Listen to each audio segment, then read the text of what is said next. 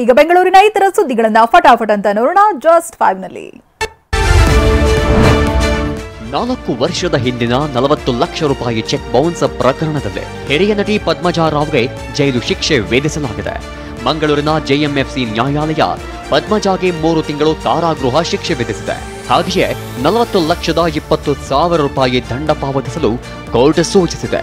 ಮುಂಗಾರು ಮಳೆ, ಉಗ್ರಂ, ಗಾಳಿಪಟ, ಮೈಲಾರಿ, ಪೃಥ್ವಿ, ಪಂಚರಂಗಿ ಸೇರಿದಂತೆ 100 ಸಿನಿಮಾಗಳಲ್ಲಿ ಪದ್ಮಜಾ ರಾವ್ ನಟಿಸಿದ್ದಾರೆ.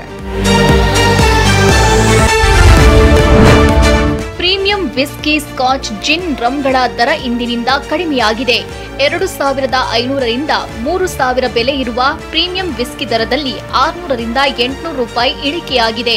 5,000 ದಿಂದ 8,000 ಇದ್ದ ಸ್ಕಾಚ್ ದರದಲ್ಲಿ 1,000 ರೂಪಾಯಿ ಕಡಿತವಾಗಿದೆ. ಇತ್ತ ಬಿಯರ್ ದರದಲ್ಲಿ 5 ರಿಂದ 30 ರೂಪಾಯಿವರೆಗೂ ಇಂದಿನಿಂದ ದರ ಹೆಚ್ಚಳವಾಗಿದೆ. ಬಡವರ ಬ್ರಾಂಡ್ ಜಾಸ್ತಿ ಆಗಿದೆ, ದೊಡ್ಡವರ ಬ್ರಾಂಡ್ ಕಮ್ಮಿ ಆಗಿದೆ. ಇದು ಬಡವರು ಸರ್ಕಾರ ಅಲ್ಲ, ದೊಡ್ಡವ್ರ ಸರ್ಕಾರ. ದೊಡ್ಡವ್ರಿಗೋಸ್ಕರ ಕಮ್ಮಿ ಮಾಡಿದೆ.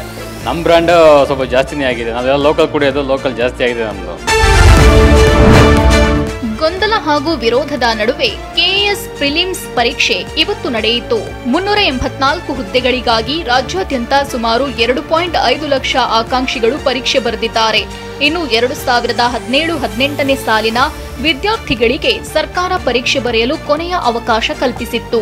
1,500ಕ್ಕೂ ಹೆಚ್ಚು ಮಂದಿ ಈ ಗೊಂದಲದ ಮಧ್ಯೆಯೇ ಪರೀಕ್ಷೆ ಬರೆದಿದ್ದಾರೆ. ಕೆಲವರಿಗೆ ತೊಂದರೆ ಆಗಿದೆ, ಕೆಲವರಿಗೆ ಅನುಕೂಲ ಆಗಿದೆ. ನಮ್ದೇನಂತ ಸಾಂದರ್ಭಿಕ ರಜಾ, ವಿಶೇಷ ಸಾಂದರ್ಭಿಕ ರಜಾ ಅಂತ ಮಾಡಿದ್ರೆ ನಮ್ಗೇನು ತೊಂದರೆ ಆಗಿದೆ. ಬೇರೆ ಪ್ರೈವೇಟ್ ಅವ್ರಿಗೆ ಸ್ವಲ್ಪ ಪ್ರಾಬ್ಲಮ್ ಆಗ್ಬೋದು. ಕೆಲವು ಕಡೆ ಕಂಪ್ನಿಗೆ ರಜಾ ಕೊಡಲ್ಲ. ಬೇಡಿಕೆ, ಸುಮಾರು ಜನದ ಬೇಡಿಕೆ ಇದೆ.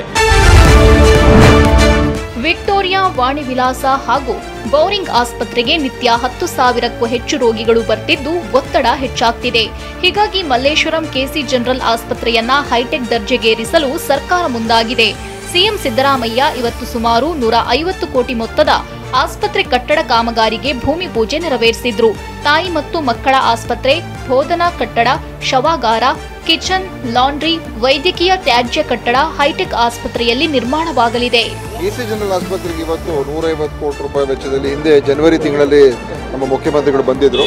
ಆಯಿತು, ನೀವು ಅದನ್ನ ಪ್ರಪೋಸಲ್ ಕೊಡಿ, ನಾನು ಮಾಡಿಸ್ಕೊಡ್ತೀನಿ ಅಂತ ಹೇಳಿದರು. ಈಗ ಅದನ್ನು ಅವರು ಅಪ್ರೂವ್ ಮಾಡಿ ಇವತ್ತು ಭೂಮಿ ಪೂಜೆ, ಟೆಂಡರ್ ಪ್ರೊಸೆಸ್ ಎಲ್ಲ ಮುಗಿದು ಭೂಮಿ ಪೂಜೆ ಆಗಿದೆ.